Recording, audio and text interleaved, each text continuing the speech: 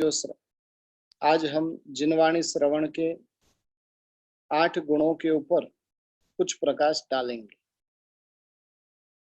जिनेश्वर भगवंत की वाणी परम पुण्योदय से प्राप्त होती है। कहा जाता है कि भाई जिनेश्वर भगवंत की वाणी कितनी मीठी होती है, और उसके संबंध में कहा कि साकर सेती तरणा लेती मुखे पशु चावती। भगवान की वाणी की मिठास इतनी गजब की है कि जिस मिठास के कारण तो गन्ना भी जंगल के अंदर चला गया। यानी प्रभु की वाणी की मिठास वो गन्ने से भी कई गुना अधिक ऐसी परमात्मा की वाणी की मिठास होती है। परसों जैसे एक बात बताई थी कि प्रभु की वाणी की क्या ताकत होती है, और वो स्तवन की पंक्ति में बताया कि 6 महीने की भूख प्यास सब कुछ मिट जाती है।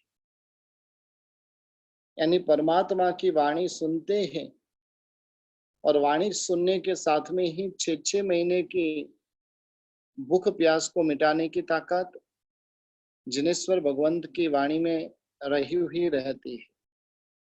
और ऐसी वाणी के बारे में आज हम सुनेंगे कि जिन वाणी का जो श्रवण करते हैं उनके 8 प्रकार के गुण बताने में आए हैं। कोई शहर के अंदर कोई मूर्तिकार मूर्तियां बेचने के लिए आया। वो मूर्तिकार के पास में तीनों ही मूर्तियां एक समान थी। मूर्तियां एक समान होने के बावजूद भी मूर्तियों के भावों के अंदर बहुत बड़ा अंतर रहा हुआ था। दिखने में एक समान मूर्ति का भाव किसी का 500 रुपया है, किसी का 50,000 है, और किसी का 5,000 है। आखिर में राजा के आश्चर्य का पार नहीं रहा। तीनों मूर्ति जब दिखने में एक समान है तो तीनों के रेट के अंदर क्यों इतना बड़ा अंतर होता है। राजा ने उस मूर्ति को एकदम बारीकाई से देखा, पुनः पुनः बारंबार उस मूर्ति को देखते रहते हैं, लेकिन उनकी नजर में तीनों मूर्तियों में कुछ भी फर्क महसूस होता नहीं है, कि तीनों मूर्तियां एक समान ही रही हुई है, पर समानता होने के बावजूद भी तीनों के रेट के अंदर इतना अंतर रहा होगा। 500 से 5,000 यानी 10 गुना अंतर हो गया, और 500 से 50,000 यानी 100 गुना अंतर हो गया। और इतना बड़ा अंतर होने का कारण क्या?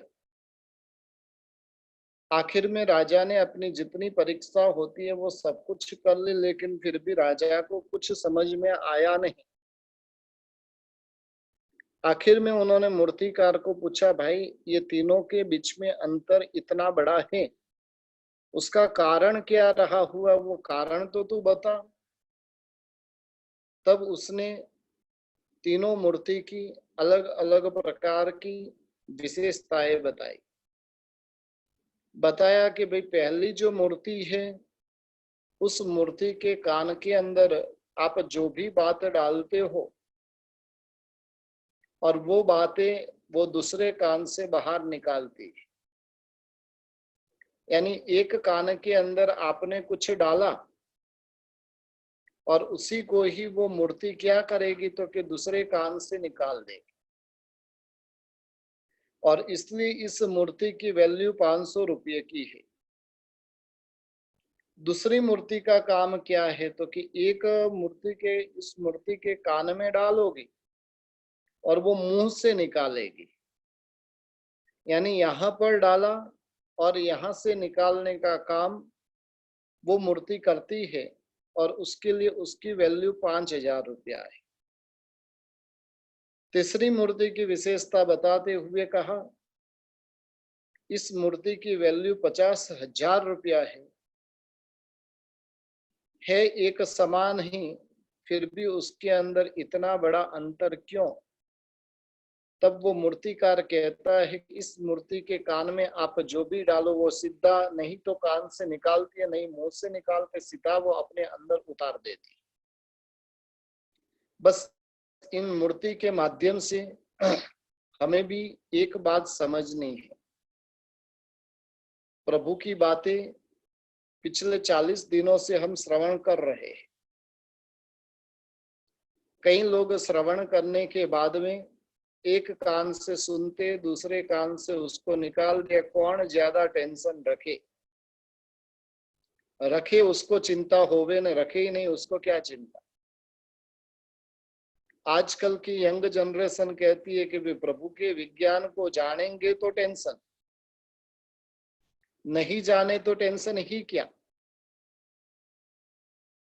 खाने में क्या खाना है क्या नहीं खाना है, जिसके पास में प्रभु महावीर देव का विज्ञान नहीं है वो कहीं पर भी जाकर कुछ भी खाने के लिए बैठ जाए। जिसके पास में परमात्मा का विज्ञान रहा हुआ रहेगा वो व्यक्ति क्या करे? वो व्यक्ति कहीं पर भी खाने के लिए बैठेगा तो सबसे पहले वो सोचेगा ये भक्ष्य है कि अभक्ष्य है, ये खाने योग्य है कि खाने योग्य नहीं है। और उस प्रकार का विचार करके आखिर में वो निर्णय करेगा ये चीज मैं खा सकता हूँ, ये चीज नहीं खा सकता हूँ। जिसने नियम लिया है, जिसने जानकारी प्राप्त की है, वो 100 में से 10 चीज मुश्किल से खा पाएगा। और जिसने नियम नहीं लिया वो 100 की 100 चीजें मस्ती से खा सकता है। अंतर कहाँ पर है? आप रास्ते से पसार हो रहे थे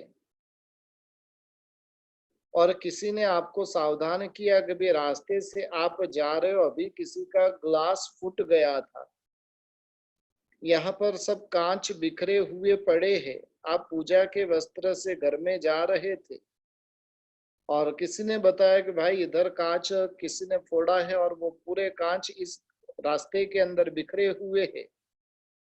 अब कहिए आपको नॉलेज था निश्चिंत हो गए कि नॉलेज नहीं था तब निश्चिंत होकर चल रहे? नॉलेज नहीं था तो ऐसे वैसे किधर भी देख कर चल रहे थे। लेकिन जैसे ही पता चला भाई इधर ग्लास फूटा हुआ है, उसके बाद में चलने में कितनी सावधानी रख दी। अब जिसने आपको सावधानी दिखाई उसका उपकार मानोगे कि उसको गालियां देंगे? उसको कहेंगे भाई इतनी मस्ती से मैं घर पे जा रहा था, तूने मुझे क्यों बताया कि इधर कांच फूटा हुआ है? तूने बताया इसलिए अब मैं मस्ती से नहीं चल पा रहा हूँ, पहले मुझे कोई चिंता ही नहीं थी, ऐसे ही मैं चल रहा था। आप सब समझदार ही हो, किसी को कुछ ज्यादा कहने की आवश्यकता नहीं है। जिसने आपको बताया कि भी इधर कांच फूटा हुआ गिरा हुआ है, उसका आप उपकार मानते हो।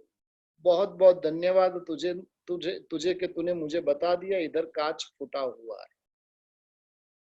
उसी प्रकार से प्रभु ने हमें ये सब विज्ञान दिया है और ये सब विज्ञान ये तो प्रभु का उपकार है। प्रभु ने हमें दुखी करने के लिए विज्ञान नहीं दिया, लेकिन प्रभु ने हमें सुखी बनाने के लिए विज्ञान दिया है।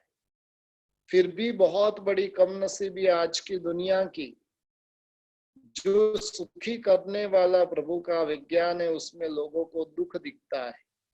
रास्ते से चल रहे थे, किसी ने बताया भाई सामने खड्डा है, आप उसके साथ झगड़ोगे ना, भाई क्यों मुझे बताया सामने खड्डा है, मैं जा ही रहा था, मस्ती से जा रहा था, कि उसका उपकार मानोगे?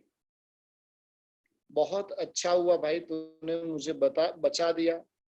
और समझ लो कि आपका ध्यान गया वहां पर खड्डे में ऑलरेडी 2 जन गिरे हुए हैं, किसी का हाथ टूट गया न किसी का पांव टूट गया है।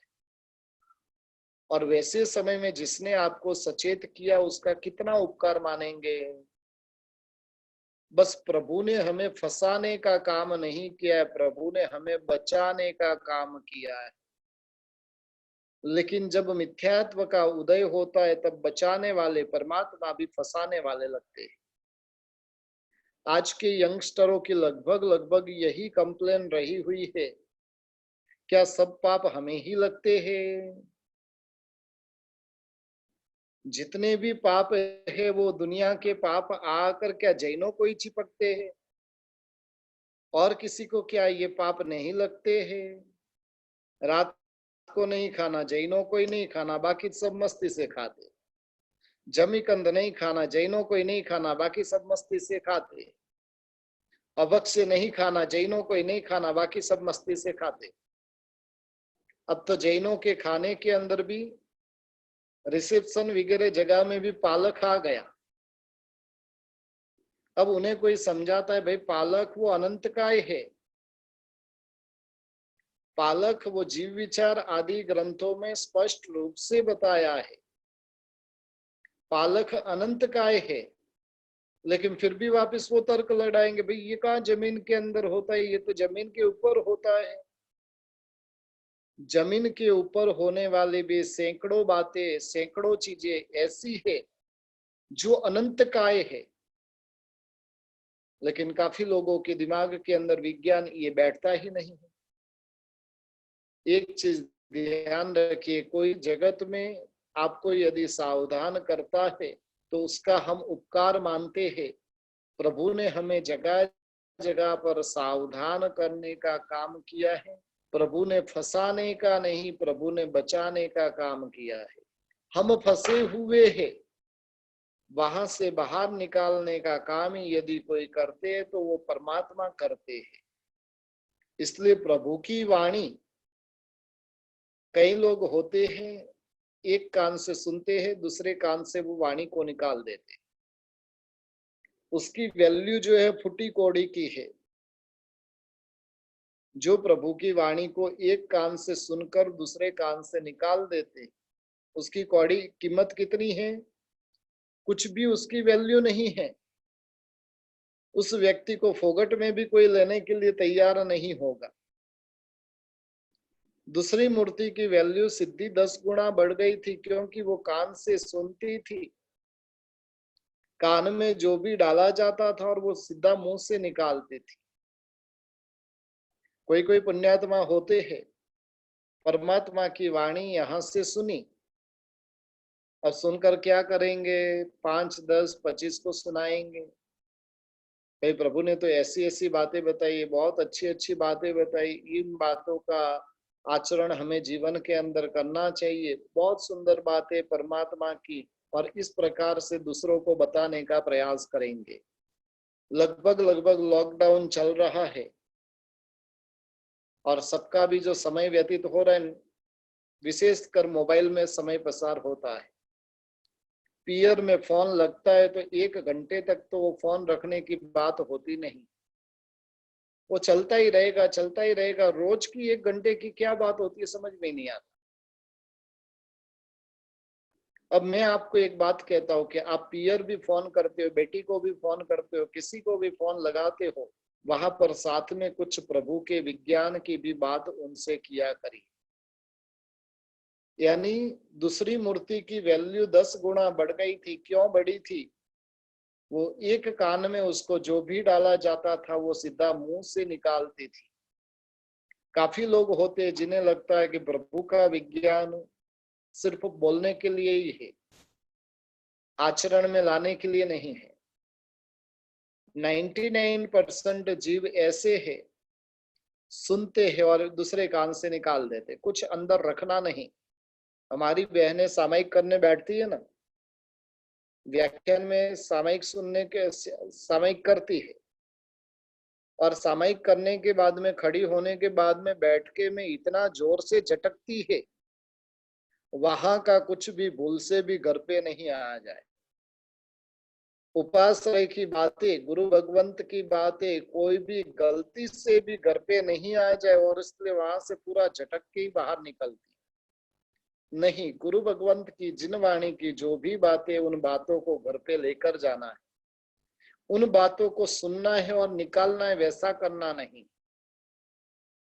उन बातों को सुनना है और निकालना है, बाहर मुंह से निकालना है वो फिर भी ठीक है, लेकिन सबसे बड़ी बात ये है कि सुना और भीतर में उतार दिया।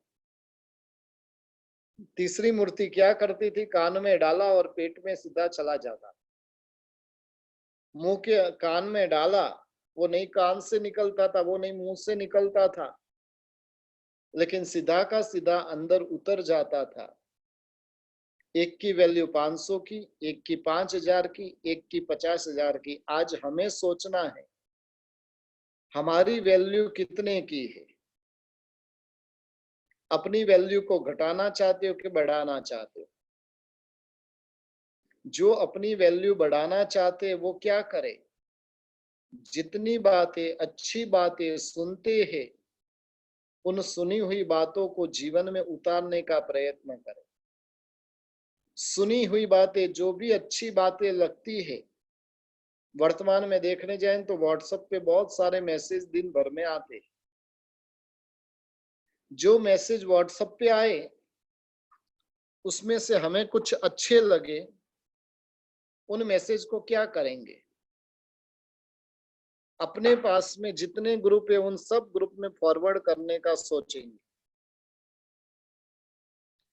कि सोचेंगे नहीं व्याख्यान की बहुत अच्छी बात व्हाट्सएप पे आई है, अब ये बात को मैं मेरे जीवन के अंदर उतारता हूं। अपने में उतारने की बात होती है कि सीधा दूसरों को फॉरवर्ड करने की बात होती है। फॉरवर्ड करने वालों की वैल्यू बहुत कम है, उतारने वालों की वैल्यू बहुत ज्यादा है। लेकिन जो सीधा मैसेज आया है, अच्छा मैसेज आया और सीधा डिलीट करता है, वो एक कान से दूसरे कान से निकालने जैसा है। अच्छे मैसेज को जो डिलीट करता है वो एक कान से सुनना है, दूसरे कान से निकालने जैसी हालत है। दूसरे नंबर के अंदर एक कान से सुनना है और दूसरों को पोस्ट करना है। मैसेज कुछ अच्छा आया, अब 5-25 को वो मैसेज पोस्ट कर देते हैं और वो पोस्ट करने की भूमिका फिर भी थोड़ी ठीक रही हुई, लेकिन जो मैसेज आया है और उस मैसेज को अपने जीवन में उतारने के लिए प्रयास करना, वो बहुत उत्तम भूमिका है। हमारी वैल्यू हमें बढ़ानी है कि हमारी वैल्यू घटानी है, ये हमें तय करना है। जिनेश्वर भगवंत की वाणी बहुत ही महत्वपूर्ण रही हुई। अनादि काल से आत्मा के ऊपर मोह का जो जहर चढ़ा हुआ है और मोह के जहर को उतारने के लिए परमात्मा की वाणी एक बहुत बड़े औषध का, रसायन का काम करती है। जो प्रभु की वाणी सुनता है और सुनने के साथ में उसका मोह का जहर उतरने लगता है। लेकिन किसका उतरेगा? सुना हुआ जो जीवन में अपनाने का प्रयास करेगा तो उसका उतरेगा। सुनने के बाद में वो जीवन में अपनाने का प्रयास नहीं करे, सिर्फ सुनता ही जाए, तो उसका उतर सकता नहीं है। कितना सुना वो महत्व का नहीं है, लेकिन सुनने के बाद में उस सुनने को क्या किया, अपनाया, तो बहुत महत्व का हो जाता है। अपने यहाँ पर जिन वाणी श्रवण के 8 गुण शास्त्रकार भगवंतों ने बताए हैं और इन 8 गुणों का परिचय यहाँ पर हम प्राप्त करने जा रहे हैं। पहले मैंने बताया जिनेश्वर भगवंत की वाणी वो कितनी महत्व की है। अन्य की वाणियां जो है वो संसार में डुबाने वाली है, परमात्मा के शब्द वो संसार से तिराने वाले। हमें तिरना है कि डूबना है वो हमें तय करना है। डूबने वाले को कोई बचा नहीं सकता है, तिरने की इच्छा वाले को कोई डूबने देगा नहीं। हमें संसार रूपी समुद्र में तिरना है कि संसार रूपी समुद्र में डूबना है। जिनको भी तिरना है उनके लिए परमात्मा, परमात्मा की वाणी एक नाव का काम, एक जहाज का काम कर सकती है जो हमें संसार रूपी समुद्र से तिरा सकती है। और वैसी वाणी के श्रवण के हम सुन रहे हैं, लेकिन सुनने का गुण हमारे भीतर में है कि नहीं, वो बहुत बड़ा प्रश्न है। काफी लोग सुन रहे लेकिन अभिनय से सुन रहे हैं।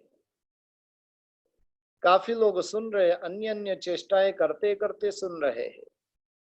काफी लोग सुन रहे, पता नहीं कैसे कपड़े पहनकर बैठ गए और सुनने के लिए बैठ जाते। ये सब सुनना उचित नहीं है। सुनना है तो सब प्रकार की मर्यादा चाहिए। चड्डा पहनकर बैठ गए और सुनने के लिए बैठ गए तो उचित नहीं है। जिन वाणी की आसाधना है, जिन वाणी सुनने के लिए बैठना है, तो वस्त्र बराबर से चाहिए, शरीर वगैरह बराबर से चाहिए, और उस प्रकार से रहे तो सुनने के अधिकारी है। और उसके लिए शास्त्रों के अंदर श्रवण के 8 गुण बताए। आज हमें सोचना है, हम सुनते जरूर है लेकिन सुनने के गुण प्रकट हुए नहीं, वो आज सोचना है। जिनको भी 8 गुण जो लिखते हैं वो साथ में लिखते भी जाइएगा। पहले नंबर का गुण है शुश्रूषा। पहले नंबर का गुण है शुश्रूषा, यानी सच्चे तत्व को सुनने की इच्छा होना। सुनना है, लेकिन सुनना क्या है? तो कि सच्चा तत्व सुनना है। हमें चापलूसी भरी बातें अच्छी लगती है, हमें कोई मस्का लगाए वो बातें अच्छी लगती है, लेकिन वास्तविकता के दर्शन कराए वो बातें अच्छी लगती है कि नहीं? वाणी भी भीड़ कहाँ पर इकट्ठी होगी पता है? जहां पर व्याख्यान में शेर शायरी होते होंगे, जहां पर व्याख्यान में मोबाइल न्यूज़पेपर की बातें होती होगी, जहां पर व्याख्यान में हंसी मजाक होता होगा, जहां पर व्याख्यान में वर्तमान के सब कथानक होंगे, वहां पर भीड़ लगेगी। लेकिन कोई परमात्मा के प्योर तत्व को बताता होगा, परमात्मा की वास्तविक बातें बताता होगा, तो बातों को सुनने वाले कितने रहेंगे? सम्राट सिकंदर के पास में एक व्यक्ति आया और उस व्यक्ति ने आकर सिकंदर को कहा कि मुझे अर्जेंट आपसे एक बात करनी, आप सुनिए। तब सिकंदर ने 3 कंडीशन उनके सामने रखी। हमारे पास में भी यदि कोई बात करने के लिए आता है तो उसको बोल दो, भाई मेरी 3 कंडीशन है। पहले नंबर में तू जो बात कर रहा है वो सत्य होनी चाहिए। यदि सत्य रहे तो ही तुझे वो बात करनी है। वो बात झूठी रहे तो मुझे उससे कोई मतलब नहीं। पहले नंबर में बात में सच्चाई होनी चाहिए। दूसरे नंबर के अंदर सिकंदर ने कहा कि तो जो बात कर रहा है वो मीठी होनी चाहिए, अच्छी होनी चाहिए। समझ लो तूने मेरे बारे में कुछ सुना है, लेकिन सुनी हुई बात अच्छी नहीं है। वो बात सुनने के बाद में मेरे भीतर में क्रोध आ सकता है। वो बात सुनने के बाद में मुझे किसी के प्रति द्वेष भाव जग सकता है। वो बात सुनने के बाद में मेरे भीतर में गलत विचार, दुर्भाव आदि आ सकता है। यदि ऐसी बात रहे तो तू मुझे बताना मत। पहले नंबर में बात सच्ची होनी चाहिए, दूसरा नंबर में वो बात अच्छी होनी चाहिए, और तीसरे नंबर में सच्ची भी है, अच्छी भी है, लेकिन मेरे लिए हितकारी होनी चाहिए। पहले नंबर में सच्ची होनी चाहिए, दूसरे नंबर में अच्छी होनी चाहिए, तीसरे नंबर में मुझे उपयोगी होनी चाहिए। यदि जो बात मैं सुनता हूं और मेरे दिमाग में टेंशन आता है तो वैसी बात मुझे नहीं चाहिए। कई लोग होते इधर की बात इधर करते हैं, उनका काम ही एक ही है यहाँ की वहां करते रहना, इधर की सुनी और सुनकर क्या करेंगे, आपके भीतर में भी आग लगाने का काम कर देंगे। आज से इतना नियम कर दीजिए कि कोई कहे मुझे आपसे बात करनी है, भाई तू बात करना चाहता है कर, मुझे कोई दिक्कत नहीं है, लेकिन मेरी ये 3 कंडीशन है। और मैं आपको कहता हूं कि 99% लोग तो ये 3 कंडीशन सुनकर भाग जाएंगे। हो सकता है बात में सच्चाई हो सकती है, वो बात अच्छी भी हो सकती है, लेकिन मुझे यदि वो बात नुकसान करने वाली है तो उस बात से हमें कोई लेना देना नहीं। भगवान का विज्ञान है, वो विज्ञान सच्चा विज्ञान है। और आत्मा का एक लक्षण जो है वो क्या है, क्योंकि आत्मा सच्चा, आत्मा के पास में जो लक्षण रहा हुआ है वो सत्य को ही स्वीकारने वाला है। आगम ग्रंथों में क्या बात बताई है कि वे मिथ्यात्व को कैसे दूर करना, सम्यक्त्व को कैसे पाना, और ये सभी सच्ची बातें बताई हुई है। हमें सच्ची बातें लगभग लगभग अच्छी लगती नहीं। हाँ, आपको कोई जोक्स सुनाए, आपको कोई अच्छी अच्छी कहानियां सुनाए तो आपको अच्छी लगती है, लेकिन आत्मा की बातें करे तो सब भागने लग जाएंगे। अरे भाई, जिसकी हमको अनुभूति नहीं, जिसकी हमको पहचान ही नहीं है, उसकी क्या बातें कर रहे हो। इस जगत में सच्चा तत्व वो आत्मा है, और आत्मा को किसी को जानना ही नहीं है। यानी शुश्रूषा का अर्थ हुआ कि अपने भीतर में सुनने की इच्छा, और सुनने की इच्छा भी कैसा सुनना, तो कि सच्ची बात, सत्य बात जो भी है उसको सुनने की तैयारी होनी चाहिए। दूसरे नंबर में श्रवण, पहले नंबर में सुनने की इच्छा, दूसरे नंबर के अंदर बता रहे कि एक ही ध्यान से सुनना है। कैसे सुनना है?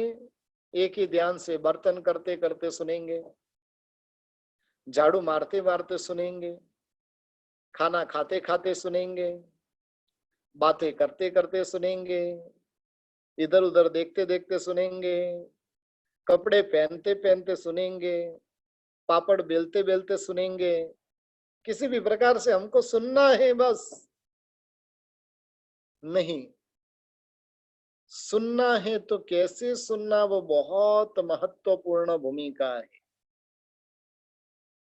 जिसके भीतर में जिन वाणी के ये दूसरा लक्षण आया होगा, पहला लक्षण में शायद आप सबका नंबर आता है कि आपको कुछ सुनना अच्छा लगता है और इसलिए सामने आकर बैठते हो। पहला लक्षण शायद आप में हो सकता है, रुचि है तब आकर सामने बैठते हो। ठीक है भाई, घर में दूसरा काम रहता है इसलिए करना पड़ता है, क्योंकि बहनों को तो ये समय ऐसा है कि उनको खाना पकाने का समय है। अब खाना नहीं पकाएंगे तो फिर वहां पर घर में दूसरा राग छिड़ जाएगा। और पुरुषों के दिमाग का तो कोई ठिकाना होता ही नहीं है, कब बिगड़ता है। लगभग 99% बिगड़ा हुआ ही रहता है। उनका दिमाग लगभग लगभग खिसका हुआ ही रहता है। खाना मंगवाया और 1 मिनट लेट हुई, सीधा खिसक गया। मैं मेरी खुद की बात करता हूँ, आपकी बात नहीं कर रहा हूँ। हमारी खुद की हालत ऐसी है कि खाने के लिए बैठे और 2 मिनट लेट हुआ। अरे भाई, उनको कुछ काम रहेगा तभी तो लेट हुआ है, लेकिन हम क्या करेंगे, 2 मिनट लेट हुआ बस, अब हमको नहीं खाना है। क्या इतने टाइम से क्या कर रहे थे? धन्य है बहनों को जो अन्य काम करते करते भी उनके भीतर में सुनने की इच्छा है, और वो ऐसे करते करते भी सुनते, तो वो अनुमोदना के पात्र है कि चलो कि उनके पास में दूसरा समय नहीं मिलता है, तो इस समय के अंदर भी उनके पास में ये काम चलता है, अच्छी बात है। लेकिन जिनकी अनुकूलता रहे, उसका मतलब ये नहीं करना कि आप भी कल से 2-2 काम करते जाओ। बहनों के पास में अनुकूलता नहीं होने के कारण उनको एक साथ में एक के साथ दूसरा भी काम करना पड़ता है, लेकिन उनका ध्यान यदि जिन वाणी में रहता है ना, वो पापड़ भी बनेगा तो पापड़ खाने वाले को भी वो जिन वाणी की कुछ असर होगी, और वो उसके पेट में जाएगा तो पवित्रता प्रदान करेंगे, क्योंकि उसने सुनी पापड़ बेला है। पापड़ कैसे बेला है? शुभ भाव से जिनवाणी का श्रवण करते करते बेला है, तो वो लाभकारक हो सकती है। इसलिए दूसरे नंबर के अंदर जो लक्षण के स्वरूप में बताया कि श्रवण करना। अब श्रवण कैसे करना? संवत्सरण के अंदर श्रवण कैसे होता था पता है किसी को? बहनों को खड़े खड़े ही सुनना होता था। संवत्सरण के अंदर श्राविकाओं को और साध्वी जी भगवंतों को बैठकर सुनने का अधिकार नहीं है। आपने कई बार देखा होगा, बारसा सूत्र जो संवत्सरी के दिन वांचा जाता है, और काफी लोग होते हैं जो खड़े खड़े सुनते हैं। यानी बहनों को खड़े खड़े सुनने का अधिकार था। अब खड़े खड़े सुनेंगे तो फिर नींद आएगी। नींद आई तो सिद्धि धड़ाम करके नीचे, राम नाम सत्य है। इसलिए खड़े खड़े सुनेंगे तो कितनी अप्रमत्तता बनी हुई रहेगी। और भाइयों को कैसे सुनना है? वांदना देते हैं ना, सज्जाई की मुद्रा होती है। इच्छा कारण संदिशा सज्जाए संदिशा हो, सज्जाए करो। सज्जाई में कैसे बैठना है? तो कि वांदना देने के लिए जिस प्रकार से दोनों पांव खड़े कर कर जो बैठते हैं, और दोनों पांव के बीच में हाथ रखकर फिर बैठना है, और प्रभु की वाणी को श्रवण करना है। इसलिए श्रवण किस प्रकार से करना, वो बहुत महत्व की भूमिका है। पहले नंबर में श्रवण विनय पूर्वक किया जाए, अविनय से नहीं। पाव लंबा कर कर फिर बैठना, सपोर्ट देकर बैठना, जिस बिस्तर के ऊपर सोते उस बिस्तर के ऊपर बैठना, ये सब अविनय की भूमिका है। अविनय पूर्वक नहीं, विनय से बैठना है। हो सके तो हाथ जोड़कर बैठिए। हाथ जोड़ने का सत्व नहीं है तो कम से कम विनय से तो बैठना चाहिए। दूसरे नंबर में बताया कि योग्य मुद्रा साथ बैठना है। जो मैंने दो मुद्रा बताई, भाइयों के लिए और बहनों के लिए, दोनों में से किसी का ऐसा सत्व नहीं है कि इस मुद्रा में 2-5 मिनट से ज्यादा समय तक रह सके। मुझे भी बोला रहे कि भाई वंदना देने की मुद्रा में व्याख्यान सुनना है तो 5 मिनट तो बैठेंगे, फिर क्या करेंगे? अपने आप अनबैलेंस हो जाएंगे। फिर बोलेंगे भी अपन तो सुखासन में अच्छे हैं, आराम से पलाठी लगाकर सुनते हैं। ठीक है, वैसे भी उचित मर्यादा के साथ में सुनना। और सुनना है तो कैसे सुनना? उपयोग के साथ सुनना है। सुनते हुए अपना मन जो है सतत सुनने में लगा हुआ रहे। मुझे भी जो सुनाना है ना, और समझ लो कि सामने कोई व्यक्ति जो सुनने वाला, आपका फोटो मुझे दिखाई देता है। अब उस समय में समझ लो आप बातें कर रहे हो। 3 दिन पहले मैंने एक बहन को देखा था, माला गिन रहे थे, मैं इधर बोल ही नहीं पा रहा हूं। शासन स्थापना के दिन मुझे बोलना बहुत कुछ था, लेकिन बारंबार वो बहन आकर मेरे सामने बैठ जाए, वो माला गिने, और इधर मैं बोलूं तो बोलूं क्या? काफी प्रयास मैंने किया। आखिर में 2 बार उनको ग्रुप से मैंने रिमूव किया। जितनी बार रिमूव करता उतनी बार वो जुड़ जाते, और जुड़ते ही सीधा वो फोटो मेरे सामने आ जाता है। बातें बहुत कुछ मुझे करनी थी, लेकिन जो करनी थी उसमें से 1% बात नहीं निकल पाई। क्यों नहीं निकल पाई? कि सुनने वाला व्यक्ति ही योग्य नहीं था। इसलिए सुनने वाला एकाग्रता से सुनता है। मैं कोई रोबोट हूं नहीं, मैं कोई टेप रिकॉर्ड हूं नहीं कि इधर रिकॉर्डिंग है और चलता रहेगा, स्विच दबा दिया अब आप कुछ भी करते जाओ और इधर चलता जाएगा। वैसी तो बात है नहीं। पहले नंबर में तो ऑनलाइन बोलना बहुत बड़ी बात है, बहुत मुश्किल काम है। सामने कोई व्यक्ति नहीं, और सुनाना किसको? सामने व्यक्ति रहे, उसके चेहरे के भाव रहे, और चेहरे के भाव रहे तो बातें अच्छी अच्छी बातें निकलती जाती है। लेकिन सामने चेहरे के भाव नहीं रहे और फिर अच्छी बातें निकलवाना यानी बहुत मुश्किल हो जाता है। कई बार जनरल में समझाने के लिए बैठता हूँ ना, 2 लाइन में मैं 1 घंटा समझाता हूँ। कोई भी बुक रहने दो, उस बुक की 2 लाइन 3 लाइन पढ़ूंगा और उसमें 1 घंटे तक मैं समझाता हूँ। अभी ऑनलाइन मुझे समझाना है तो 2 पेज की बात 1 घंटे में पूरी हो जाती है। कहने का मतलब है सुनना है। कैसे सुनना है? तो कि एकाग्रता से सुनना है। ध्यान पूरा का पूरा यहाँ पर होना चाहिए। 2 ध्यान के साथ सुनते हैं तो उस सुनने का मतलब कोई विशेष रहता नहीं। तीसरे नंबर के अंदर लक्षण बताया कि ग्रहण करना है। पहले नंबर में सुनने की इच्छा, दूसरे नंबर के अंदर विनय पूर्वक उपयोग पूर्वक सुनना है, तीसरे नंबर के अंदर ग्रहण, तत्व जो जो समझ में आता है उन बातों को, रहस्यमय बातों को अपने जीवन के अंदर हमें ग्रहण करना है। यानी वो बातें, सुनी हुई बातें दिमाग में फिक्स करनी है, निकालनी नहीं है। हम 38 दिन से जिन वाणी का सत्संग कर रहे हैं और यदि हमें पूछा जाए भाई 38 दिन की बातें कितनी याद है? श्रवण बहुत किया,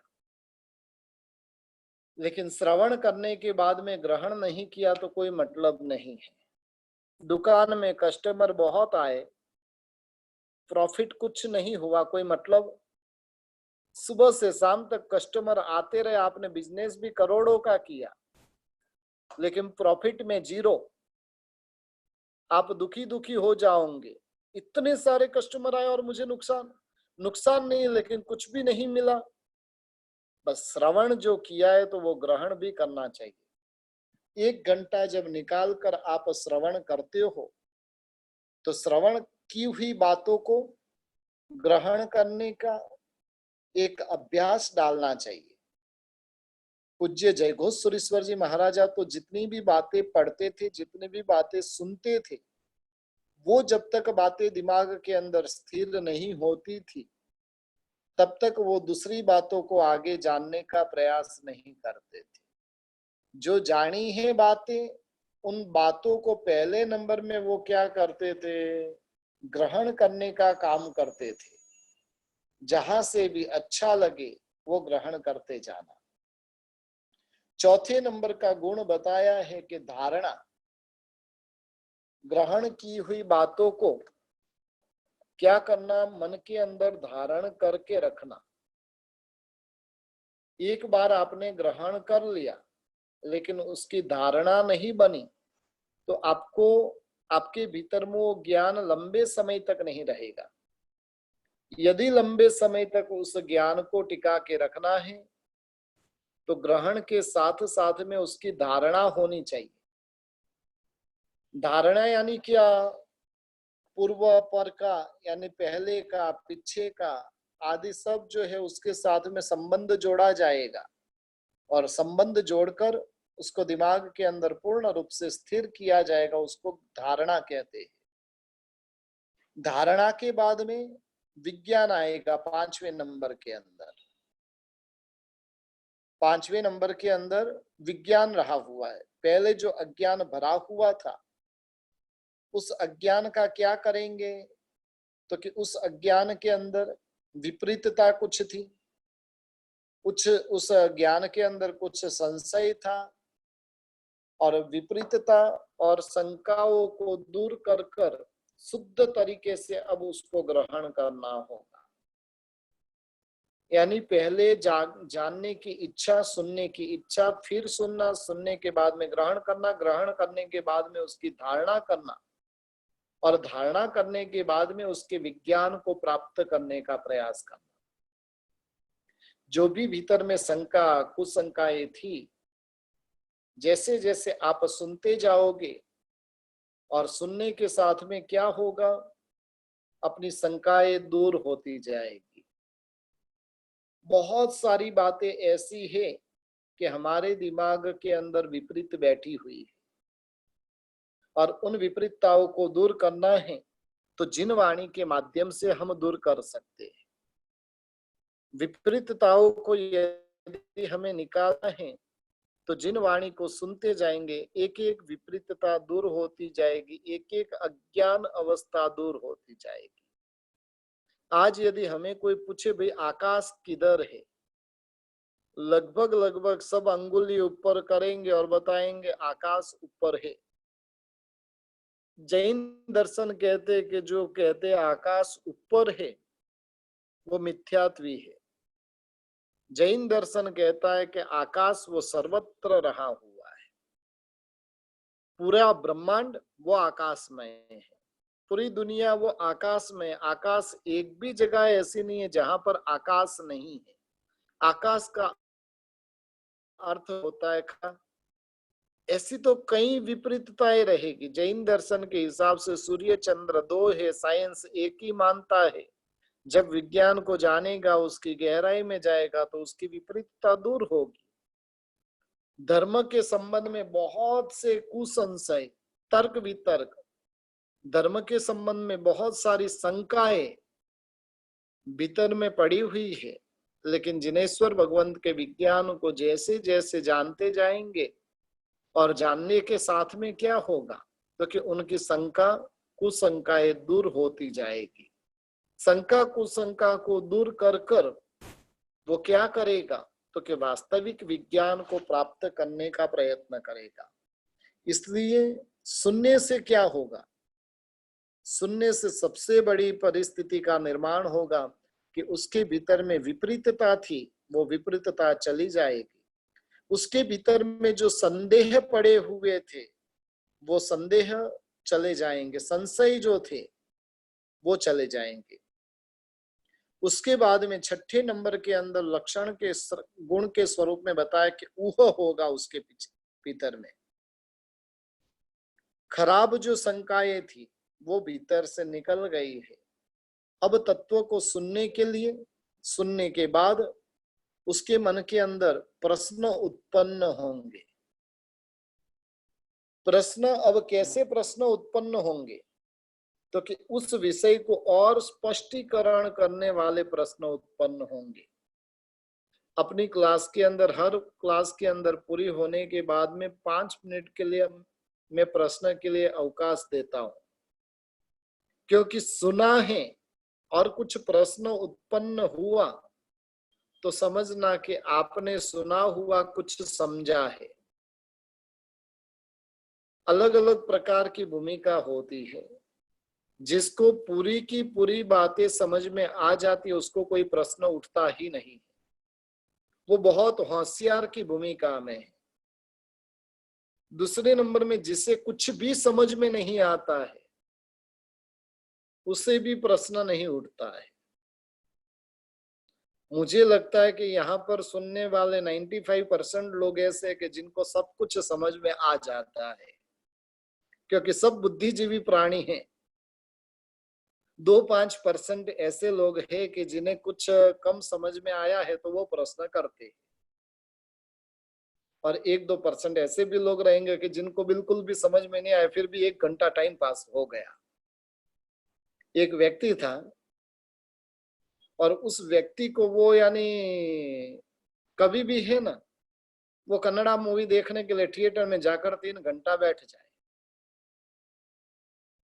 और 3 घंटा वो क्या करे, आराम करके आ जाए, क्योंकि कन्नड़ा उसको आती नहीं थी।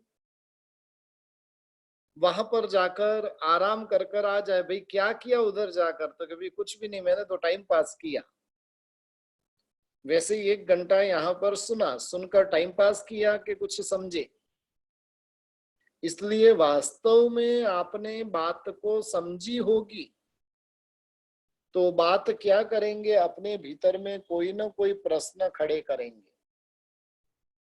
जैसे ही आपने विज्ञान जाना तो भाई ये कैसे बना, इसमें हिंसा ज्यादा क्यों है, इसमें हिंसा कम क्यों है, और इस प्रकार के पूरे विचार उसके भीतर में आएंगे। नए नए प्रश्न खड़े होंगे और जितने प्रश्न अधिक खड़े होंगे उतनी मात्रा में वो उस विज्ञान को और अच्छे से जान सकेगा। इसलिए ऊह होना जरूरी है। ऊह के बाद में अपोह होता है। अपोह का अर्थ क्या है? तो कि जो शंका उत्पन्न हुई वो प्रवचन में, या तो प्रवचन के बाद गुरु के पास में जाएगा और गुरु के पास में जाकर क्या करेगा? अपनी शंका का निराकरण करेगा और शुद्ध तत्व की प्राप्ति करेगा। यानी सुनते सुनते जो जो प्रश्न हमारे भीतर में खड़े हुए और उन प्रश्नों को वो सुनते सुनते क्या करेगा?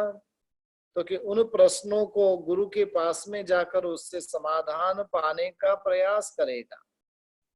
और जैसे जैसे वो सुनता जाएगा, समाधान पाता जाएगा, वैसे वैसे वो सत्य तत्व की ओर आगे बढ़ता जाएगा। इस प्रकार से 7वें नंबर के अंदर गुण के स्वरूप में बताया कि अपोह होना चाहिए। एक चीज ध्यान रखिए कि आम की पेटी के अंदर एक आम सड़ा हुआ है और उस आम को ऐसे ही आपने छोड़ दिया तो हो सकता है कि 5-10 दिन के अंदर एक आम सारे के सारे आमों को खराब करके रख देवे। उसी प्रकार से जो शंका भीतर में खड़ी हुई है, उस शंका को लंबे समय तक दिमाग के अंदर रहने देना नहीं है।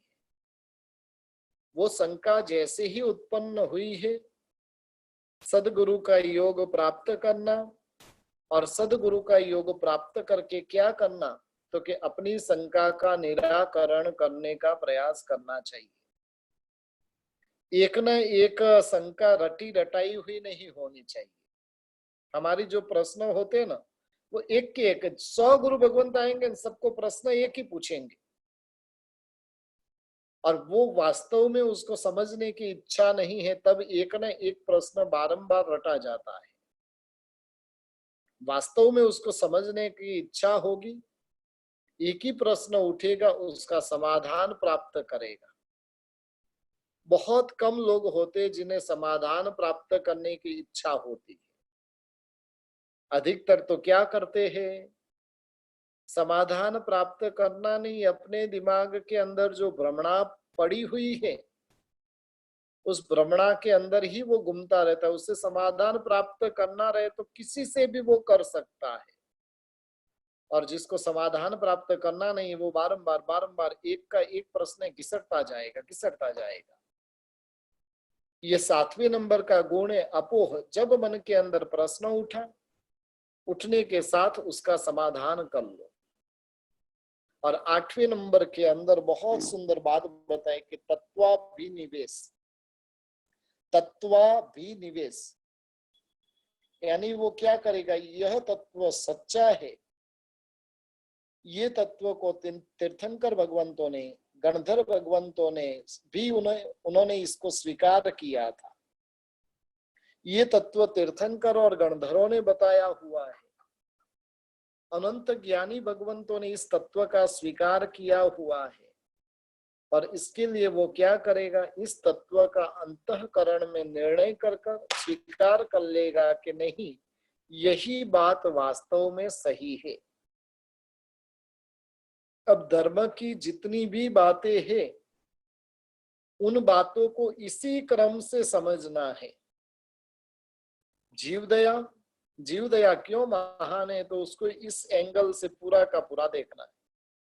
पूजा प्रभु ने क्यों करने को बताई? सामयिक, प्रतिक्रमण, दान, तप, जितने भी धर्म बताए हैं, और वो धर्म प्रभु ने क्यों बताए, और उसकी इस प्रकार से वो समाधान प्राप्त करता जाएगा।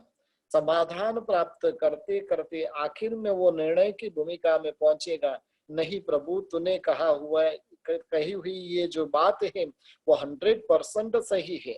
अब जाकर मेरे दिमाग में ये बात बैठ गई है, नहीं कि यही बात सही है, और वैसे निर्णय की भूमिका में पहुंच जाना, उसी निर्णय में स्थिर। अब कोई भी कितना भी विचलित करने का प्रयास, लेकिन फिर भी वो हिलेगा नहीं, वो अपनी श्रद्धा बनकर रहेगा। इस प्रकार आज जिन वाणी श्रवण के 8 गुणों के बारे में हमने जो बातें की है, आज दिन तक किसी भी प्रकार से जिन वाणी का श्रवण आदि होता था, लेकिन आज से इन 8 गुणों को पहले हमें देखना है कि मेरे भीतर में ये गुण है कि नहीं। नहीं है तो लाने का प्रयास करना है तो उसे और भी स्थिर करना है। पुनः एक बार इन 8 गुणों के नान्य से परिभाषा तो संक्षेप में एक के अंदर बराबर से फिट बैठ जाए। पहले सुश्रुत गुण था, यानी सुनने की इच्छा को, सुनने की सुश्रुत है, श्रवण विनय पूर्वक योग्य मुद्रा में एक ही ध्यान से सुनना, ग्रहण सुने हुए रहस्य को ध्यान से ग्रहण करना, ग्रहण करने के बाद में उसके पूर्व बाद का पहले का सब सोचकर उसको धारण करना, धारण करने के बाद में उससे जो विपरीतता थी, संशय जो पड़े हुए थे, उसको दूर करना, और वो सुनते सुनते नए नए प्रश्न उसके भीतर में उत्पन्न होते जाएंगे। वो ऊह रहा हुआ है। उसके बाद में अपोह यानी शंका का निवारण करेगा गीतार्थ गुरुओं के पास में। और 8वें नंबर के अंदर तत्वाभिनिवेश यानी तत्व जो उसने सुना है वही तत्व सही है, इसके अलावा जगत में कुछ वास्तविकता नहीं है, और उस प्रकार से उस तत्व का स्वीकार करना। इस प्रकार से बुद्धि के 8 गुण की बातें हमने आज कुछ जानने का प्रयत्न किया है। ये जिन वाणी श्रवण के 8 गुणों को जीवन के अंदर अपनाएं। जब जब जिन वाणी श्रवण करते हैं तब तक इन 8 बातों को, एक बात सुनी है और एक बात के ऊपर ये 8 क्रिया होगी, और लास्ट में निर्णय की भूमिका पर पहुंच जाएंगे कि नहीं यही सत्य है। फिर आपको अंबड़ परिवराजक चलायमान करने आए कि कोई भी आए, आप स्थिर हो, आपको कोई हिला सकता नहीं है। ऐसी स्थिरता हम जिन वाणी के अंदर, जिनेश्वर भगवंत के तत्वों के अंदर प्राप्त करें, यही मंगलमय भावना। अब आपके पास में